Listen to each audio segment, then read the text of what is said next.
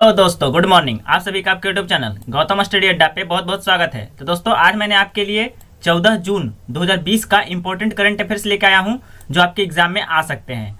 तो दोस्तों, अगर आपको इस वीडियो से रिलेटेड पीडीएफ चाहिए तो नीचे दिए गए डिस्क्रिप्शन बॉक्स में पीडीएफ का लिंक दिया गया है, वहां जाकर वीडियो का पीडीएफ डाउनलोड कर सकते हैं। और अगर दोस्तों आप लोग मेरे चैनल पर नए हैं और सब्सक्राइब जो लोग नहीं किए हैं, प्लीज सब्सक्राइब जरूर कर दीजिएगा। और सब्सक्राइब करने के बाद बेल आइकन आएगा, बेल आइकन को ऑल पे प्रेस जरूर कीजिएगा। और ये वीडियो बहुत ही इंपॉर्टेंट होने वाला है। चलिए देर न करते हुए आज क्लास को स्टार्ट करते हैं।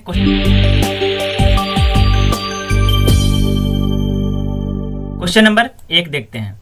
हाल ही में किस भारतीय अमेरिकी वैज्ञानिक ने 2020 विश्व खाद्य पुरस्कार जीता है? क्वेश्चन इंपॉर्टेंट है, स्टार मार्क जरूर लगाइएगा। पुरस्कार से क्वेश्चन पूछा जाता है एग्जाम में। क्वेश्चन है कि भारतीय अमेरिकी वैज्ञानिक कौन है जो 2020 विश्व खाद्य पुरस्कार जीते हैं? तो आपका आंसर होगा ऑप्शन ए, रतन लाल। दोस्तों, रतन लाल आपके सामने हैं, ये देखिए, जिन्होंने 2020 विश्व खाद्य पुरस्कार जीता है, जो कि भारतीय अमेरिकी वैज्ञानिक हैं। चलिए महत्वपूर्ण पॉइंट जान लेते हैं। प्रसिद्ध मृदा वैज्ञानिक रतन लाल को खाद्य उत्पादन बढ़ाने, प्राकृतिक संसाधनों के संरक्षण तथा बड़ी आबादी के लिए खाद्य हेतु जलवायु परिवर्तन को कम करने के लिए मिट्टी केंद्रित दृष्टिकोण विकसित करने पर 2020 वर्ल्ड फूड पुरस्कार से सम्मानित किया गया है।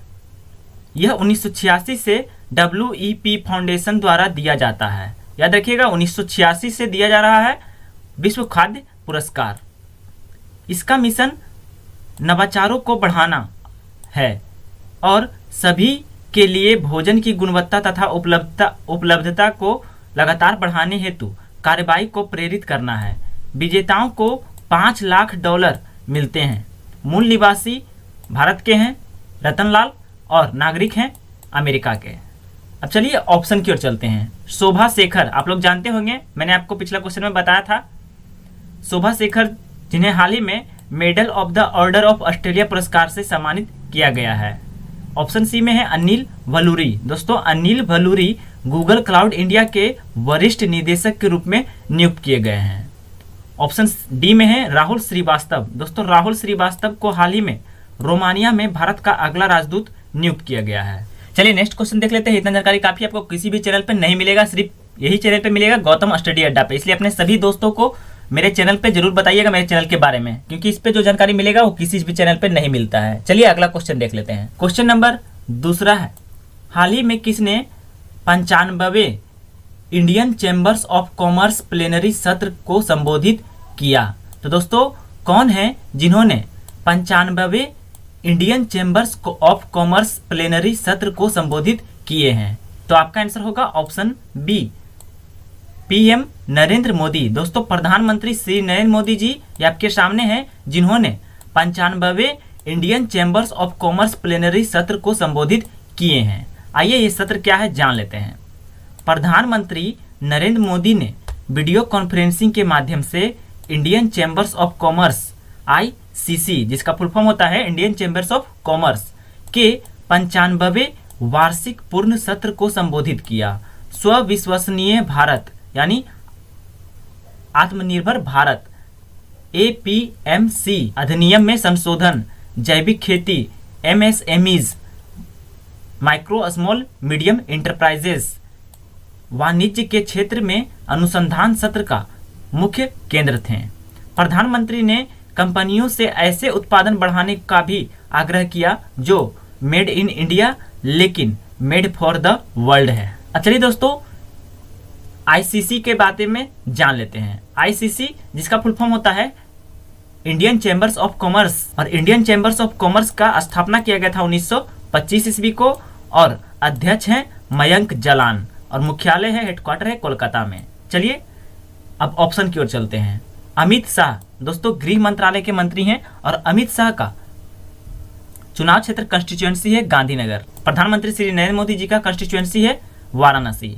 राजनाथ सिंह रक्षा मंत्रालय के मंत्री हैं, डिफेंस मिनिस्टर हैं, और इनका कंस्टिट्यूएंसी क्षेत्र है उत्तर प्रदेश लखनऊ में।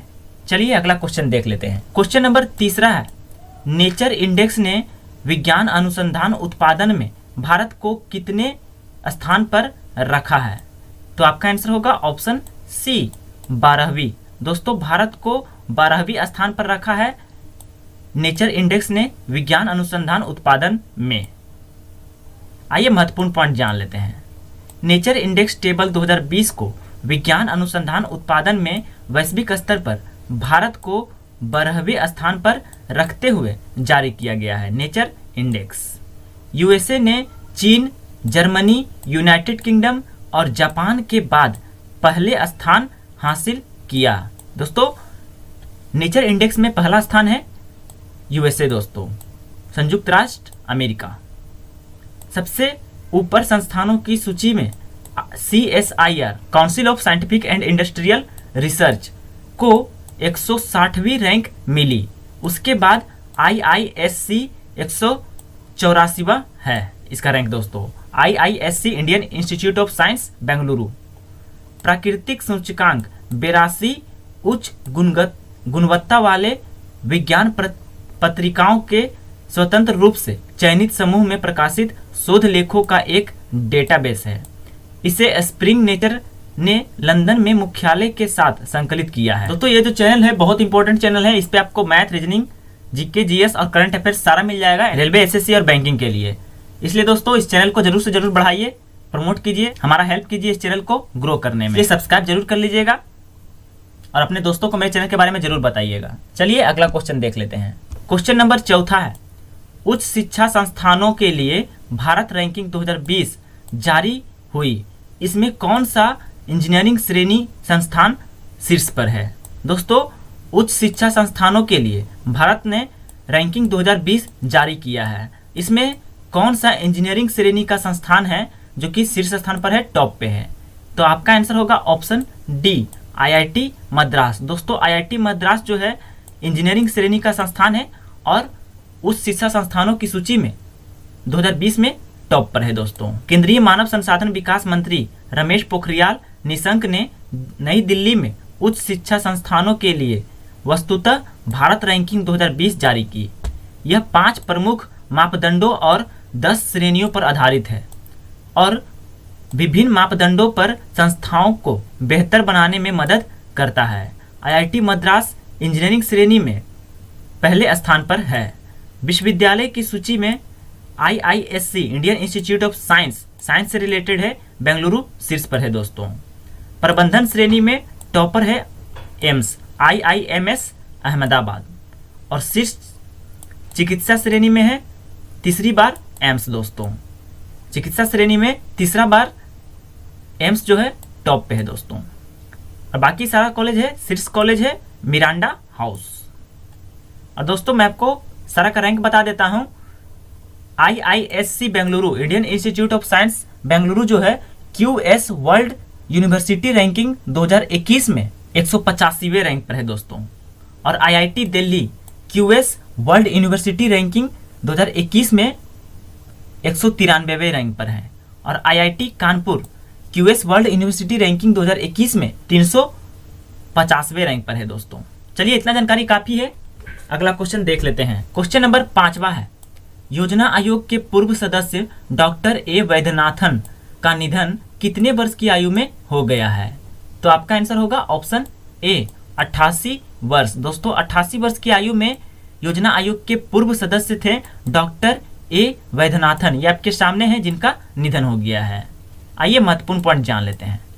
डॉक्टर वैद्यनाथन का कोयम्बटूर में 88 वर्ष की आयु में निधन हो गया। वे Madras institute of development studies और centre for development studies Trivandrum में प्रोफेसर थे। उन्होंने 2004 में सहकारी क्रेडिट संस्थानों के पुनरुद्धार पर सरकारी टास्क फोर्स की अध्यक्षता की। वह 1962 से 1972 तक योजना आयोग के सदस्य थे। वे सांख्यिकी और राष्ट्रीय नमूना सर्वेक्षण विकास में भी शामिल थे। वह RBI के केंद्रीय बोर्ड के सदस्य थे और मुंबई के ताज आतंकवादी हमले में जीवित बचे थे। तो दोस्तों अगर मेरा वीडियो आपको अच्छा लग रहा है ना तो वीडियो ज़्यादा ज़्यादा शेयर और लाइक जरूर कीजिएगा। अपने दोस्तों को फेसबुक ग्रुप में, व्हाट्सएप ग्रुप में शेयर जरूर कीजिएगा। और प्लीज़ चैनल को सब्सक्राइब नहीं किए हैं तो सब्सक्राइब जरूर कर लीजिएगा, जरूरी है सब्सक्राइब करना। आपको मेरे चैनल के नीचे रेड आइकन दिख रहा होगा, उसको दबा दीजिए दोस्तों। चलिए अगला क्वेश्चन देख लेते हैं और अपने दोस्तों को भी सब्सक्राइब जरूर करवा दीजिएगा दोस्तों। चलिए क्वेश्चन नंबर 6 है, हाल ही में कौन सा विभाग पूरी तरह से डिजिटल होने वाला पहला विकास प्रभाग बन गया है? क्वेश्चन इंपॉर्टेंट है, स्टार मार्क जरूर लगाइएगा। कौन सा विभाग है जो कि पूरी तरह से डिजिटल होने वाला पहला विकास प्रभाग बन गया है? तो आपका आंसर होगा option B, NHAI, national highway authority of India, जो कि पूरी तरह से डिजिटल होने वाला पहला विकास प्रभाग बन गया है। आइए महत्वपूर्ण पॉइंट जान लेते हैं। भारतीय राष्ट्रीय राजमार्ग प्राधिकरण NHAI, national highway authority of India, पूरी तरह से डिजिटल जाने वाला पहला विकास प्रभाग बन गया है। NHAI ने क्लाउड आधारित और आर्टिफिशियल इंटेलिजेंस से संचालित big data analytics platform, data lake और प्रोजेक्ट मैनेजमेंट सॉफ्टवेयर को खतरनाक कोरोना वायरस महामारी पर विचार करने के लिए प्रेरित किया है। अब NHAI के प्रतिनिधि शारीरिक संपर्क और भौतिक दस्तावेजों के संपर्क में बिना किसी भय के काम कर रहे हैं। अब चलिए दोस्तों, यहाँ NHAI का बात आया है तो इसके बारे में जानकारी मैं आपको दे देता हूँ। चलिए, union minister of road and transport highways हैं नितिन जयराम गडकरी। लिख लीजिएगा, याद कर लीजिएगा दोस्तों। Union minister of road transport and highway हैं नितिन गडकरी। NHAI का स्थापना हुआ था 1988 को, एग्जाम में पूछा गया था, याद कर लीजिएगा, लिख लीजिएगा। और NHAI के चेयरमैन हैं सुखबीर सिंह संधू दोस्तों, ये इंपॉर्टेंट है दोस्तों। NHAI के चेयरमैन हैं सुखबीर सिंह संधू। चलिए, मेरा इस चैनल पे आपको जो भी मिलेगा इंपॉर्टेंट जानकारी मिलेगा जो आपके एग्जाम में पूछा जा सकता है। चलिए अगला क्वेश्चन देख लेते हैं। क्वेश्चन नंबर 7वां, हाल ही में किस मंत्री ने सहकार मित्र योजना शुरू की है? ये इंपॉर्टेंट क्वेश्चन है, स्टार मार्क लगाइएगा। हाल ही में किस मंत्री के द्वारा सहकार मित्र योजना शुरू किया है? तो आपका आंसर होगा ऑप्शन डी, नरेंद्र सिंह तोमर। दोस्तों, नरेंद्र सिंह तोमर के द्वारा ये आपके सामने चालू किया गया है सहकार मित्र योजना को। चलिए महत्वपूर्ण पॉइंट जान लेते हैं। केंद्रीय कृषि और किसान कल्याण मंत्री नरेंद्र सिंह तोमर। दोस्तों, नरेंद्र सिंह तोमर जो है केंद्रीय कृषि और किसान कल्याण मंत्री हैं। उन्होंने राष्ट्रीय सहकारिता विकास सहयोग NCDC की एक पहल Sahakar Mitra scheme on internship programme launch किया है। अब चलिए इंपॉर्टेंट पॉइंट जान लेते हैं।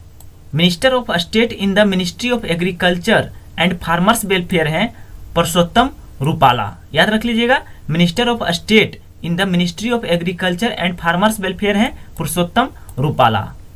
और managing director of national cooperative development corporation है संदीप कुमार नायक। अब चलिए ऑप्शन की ओर चलते हैं। S जयशंकर, जो कि हमारे विदेश मंत्रालय के मंत्री हैं और इनका कंस्टिट्यूएंसी क्षेत्र है गुजरात। नरेंद्र मोदी जी आप लोग को पिछली बार बताएं वाराणसी, और राजनाथ सिंह लखनऊ रक्षा मंत्रालय के मंत्री हैं। चलिए नेक्स्ट क्वेश्चन देख लेते हैं। क्वेश्चन नंबर 8वां है, हाल ही में किस राज्य सरकार ने बाल मजदूरों को शिक्षित करने के लिए बाल श्रमिक विद्या योजना शुरू की है? और ये क्वेश्चन VVI क्वेश्चन बन गया दोस्तों। ये क्वेश्चन आपके एग्जाम में 100% पूछा जाएगा, ये मेरा वादा है दोस्तों। देख लीजिएगा, मैं आपको दिखाऊंगा जरूर। हाल ही में किस राज्य सरकार ने बाल मजदूरों को शिक्षित करने के लिए बाल श्रमिक विद्या योजना शुरू की है? तो आपका आंसर होगा ऑप्शन सी, उत्तर प्रदेश। दोस्तों, उत्तर प्रदेश राज्य सरकार के द्वारा शुरू किया गया है बाल श्रमिक विद्या योजना, उत्तर प्रदेश के मुख्यमंत्री योगी आदित्यनाथ के द्वारा। अब चलिए महत्वपूर्ण पॉइंट जान लेते हैं। उत्तर प्रदेश के मुख्यमंत्री योगी आदित्यनाथ ने राज्य में बाल श्रमिकों को शिक्षित करने के लिए बाल श्रमिक विद्या योजना शुरू किए हैं। यह योजना अंतर्राष्ट्रीय बाल श्रम निषेध दिवस के अवसर पर शुरू की गई है। सरकार चयनित लड़कों और लड़कियों को क्रमशः 1000 रुपये और 1200 रुपये की मासिक वित्तीय सहायता देगी। दोस्तों, लड़कों को 1000 और लड़कियों को 1200 रुपये मासिक वित्तीय सहायता देगी उत्तर प्रदेश सरकार। अब आइए, उत्तर प्रदेश का बात आए तो उत्तर प्रदेश के बारे में आपको सारा जानकारी दे देता हूं, क्योंकि मैं आपको हर बार बोलता हूं कि जो भी स्टेट से रिलेटेड क्वेश्चन आता है मैं उसके बारे में पूरा जानकारी दे देता हूं। ये आपके सामने आ गया उत्तर प्रदेश, जिसके मुख्यमंत्री हैं योगी आदित्यनाथ, और उत्तर प्रदेश का राजधानी है लखनऊ। और आदित्यनाथ को अजय सिंह बिष्ट के नाम से भी जाने जाते हैं। राज्यपाल हैं आनंदीबेन पटेल, और राज्य दिवस मनाता है 1 नवंबर 1956 को। राज्य पशु है बारहसिंघा, राजकीय पक्षी है सारस, और राजकीय पुष्प है पलाश। अगर जिलों की संख्या बात करें तो भारत में सबसे ज्यादा जिलों की संख्या है उत्तर प्रदेश का 75, और विधानसभा सदस्यों की संख्या भी सबसे ज्यादा है उत्तर प्रदेश का 403, विधान परिषद सदस्यों की संख्या भी सबसे ज्यादा है 99, लोकसभा सदस्यों की संख्या भी सबसे ज्यादा है उत्तर प्रदेश राज्य का भारत में 80, और राज्यसभा सदस्यों की संख्या भी सबसे ज्यादा है 31। विधान परिषद राज्यों की कुल संख्या 6 है दोस्तों भारत में, जहां विधान परिषद है दोस्तों। और कौन कौन सा है? वो है बिहार, उत्तर प्रदेश, आंध्र प्रदेश, 3 महाराष्ट्र, तेलंगाना और कर्नाटक। अब चलिए राष्ट्रीय उद्यान के बारे में जान लेते हैं। दुधवा राष्ट्रीय उद्यान जो कि लखीमपुर खीरी में है और उत्तर प्रदेश में पड़ता है, और ये 100% VVI है दोस्तों, एग्जाम में कई बार पूछा गया है। ताप विद्युत केंद्र है उत्तर प्रदेश में पनकी, हरदुआगंज, ओबरा, अनपाड़ा और टांडा। परमाणु विद्युत केंद्र है नरौरा, बुलंदशहर में स्थित है और एग्जाम में पूछा गया है। प्रमुख लोकगीत है बिरहा, चैती, ढोल, कजरी, रसिया, आल्हा, पूरन भगत, भृतहरि। प्रमुख लोक नृत्य है कर्मा, चांचली, छपेली, छोलिया, पांडव और भौला नृत्य। अब आइए वन्य जीव विहार के बारे में जान लेते हैं, जो कि सारा वन्य जीव विहार इसका है, जो कि इंपॉर्टेंट है और एग्जाम में सारा का सारा पूछा गया है। चंद्रप्रभा वन्य जीव विहार जो कि वाराणसी में है और एग्जाम में पूछा गया है, आप लोग देखे होंगे। किशनपुर वन्य जीव विहार, कैमूर वन्य जीव विहार, ये तो VVI है दोस्तों, मिर्जापुर में है। हस्तिनापुर वन्य जीव विहार और महावीर स्वामी वन्य जीव विहार, जो कि बहुत इंपॉर्टेंट है। और उत्तर प्रदेश का उच्च न्यायालय है इलाहाबाद में और अखंड पीठ है लखनऊ में दोस्तों। चलिए ऑप्शन की ओर चलते हैं। ऑप्शन में है आपका पहले महाराष्ट्र, तो चलिए महाराष्ट्र के बारे में जान लेते हैं, जिसका राजधानी है मुंबई, मुख्यमंत्री हैं उद्धव ठाकरे और गवर्नर है भगत सिंह कोश्यारी। महाराष्ट्र में कुल जिलों की संख्या का बात करें तो 35 है। विधान सभा सदस्यों की संख्या 288, और अभी मैंने बताया आपको विधान परिषद है दोस्तों महाराष्ट्र में 78 है विधान परिषद की संख्या।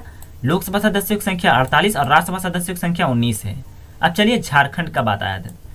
झारखंड जिसका राजधानी है रांची और मुख्यमंत्री है हेमंत सोरेन। और एक और राजधानी दोस्तों झारखंड का औद्योगिक राजधानी, जिसे जमशेदपुर के नाम से जाना जाता है और जमशेदपुर को स्टील सिटी के नाम से भी जाना जाता है। झारखंड के मुख्यमंत्री हेमंत सोरेन है और गवर्नर है द्रौपदी मुर्मू। जिला है 24, विधानसभा सदस्यों की संख्या 81, लोकसभा सदस्यों की संख्या 14 और राज्यसभा सदस्यों की संख्या 6 है। और स्टेट डे मनाया जाता है 15 नवंबर को, क्योंकि ये 15 नवंबर 2000 ईस्वी को बिहार से अलग हुआ था। अब चलिए सारा जानकारी मिल गया। अब महाराष्ट्र, झारखंड और उत्तर प्रदेश को भारत के मैप पर देख लेते हैं थोड़ा। ये आपके सामने आ गया भारत का मैप, और ये देखिए दोस्तों आपके सामने है महाराष्ट्र, जो कि छत्तीसगढ़ के साथ अपना सीमा बनाता ही है, तेलंगाना के साथ भी बनाता है, कर्नाटक के साथ, थोड़ा सा गोवा के साथ भी बनाता है क्योंकि गोवा छोटा राज्य है, और इधर है अरब सागर, गुजरात के साथ भी महाराष्ट्र अपना सीमा बनाता है, मध्य प्रदेश के साथ भी अपना सीमा बनाता है महाराष्ट्र।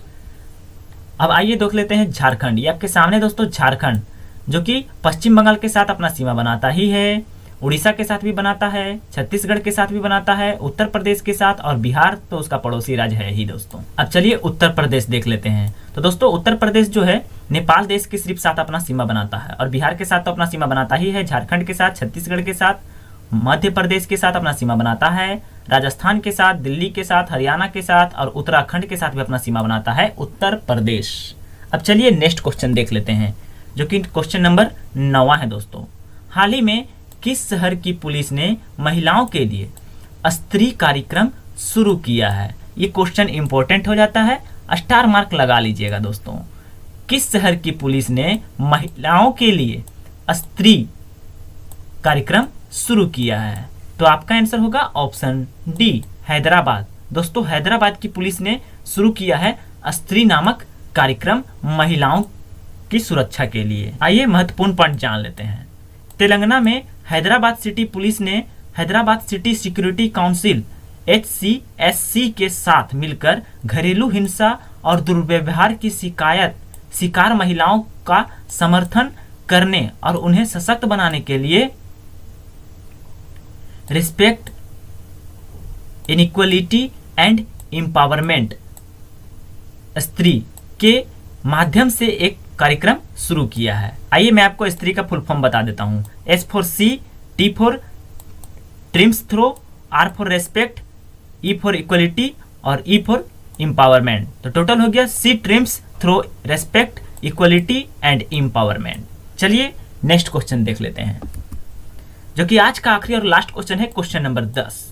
हाल ही में फीफा की नवीनतम रैंकिंग में भारत कितने स्थान पर है? दोस्तों इंपॉर्टेंट तो ये क्वेश्चन बहुत ज्यादा है और ये एग्जाम में पूछा गया है कई बार। हाल ही में फीफा की नवीनतम रैंकिंग में भारत कितने स्थान पर है? तो आपका आंसर होगा ऑप्शन ए 108वें। दोस्तों पिछले बार भी 108वें रैंक पर था भारत फीफा की नवीनतम रैंकिंग में, और इस बार भी फीफा की वर्ल्ड रैंकिंग में 108वें स्थान पर ही है भारत। दोस्तों चलिए महत्वपूर्ण पॉइंट जान लेते हैं। भारत की फुटबॉल टीम ने फीफा की नवीनतम रैंकिंग में अपना 108वां स्थान बरकरार रखा, जबकि बेल्जियम पहले स्थान पर है। एग्जाम में ये पूछा गया था कि टॉप पे कौन है, तो है बेल्जियम दोस्तों। और विश्व चैंपियन फ्रांस जो है वो दूसरे स्थान पर है, और ब्राजील तीसरे स्थान पर है। बेल्जियम पहले स्थान पर, देखिए कंफ्यूज मत होइएगा, बेल्जियम जो है पहले स्थान पर है, फ्रांस दूसरे स्थान पर है, और ब्राजील जो है वो तीसरे स्थान पर है। कोरोना वायरस यानी कोविड-19 महामारी के मद्देनजर फीफा विश्व कप और अंतर्राष्ट्रीय स्तर पर अन्य प्रमुख खेलों के लिए क्वालिफायर टूर्नामेंट स्थगित कर दिए गए हैं। अब आइए यहाँ फीफा का बात आया तो चलिए फीफा के बारे में आपको सारा जानकारी दे देता हूँ, जो कोई भी चैनल वाला आपको नहीं देगा। फीफा का फुल फॉर्म होता है federation international D football association, और प्रेसिडेंट हैं वर्तमान समय में गियानी इन्फेंटिनो फीफा के। हेडक्वार्टर है फीफा का ज्यूरिख स्विट्जरलैंड में, और स्थापना किया गया था पेरिस फ्रांस में। कब किया गया था? तो 21 मई 1904 ईस्वी को। और सीनियर वाइस प्रेसिडेंट हैं सलमान बिन इब्राहिम अल खलीफा। दोस्तों तो यहाँ सारा क्वेश्चन आपको समाप्त हो जाता है। मैं आपको ऑप्शन के बारे में भी बता देता हूँ। 168वां जो रैंक है दोस्तों, ये भारत का रैंक है पर्यावरण प्रदर्शन सूचकांक में दोस्तों। और ऑप्शन सी में है दोस्तों 56वां रैंक।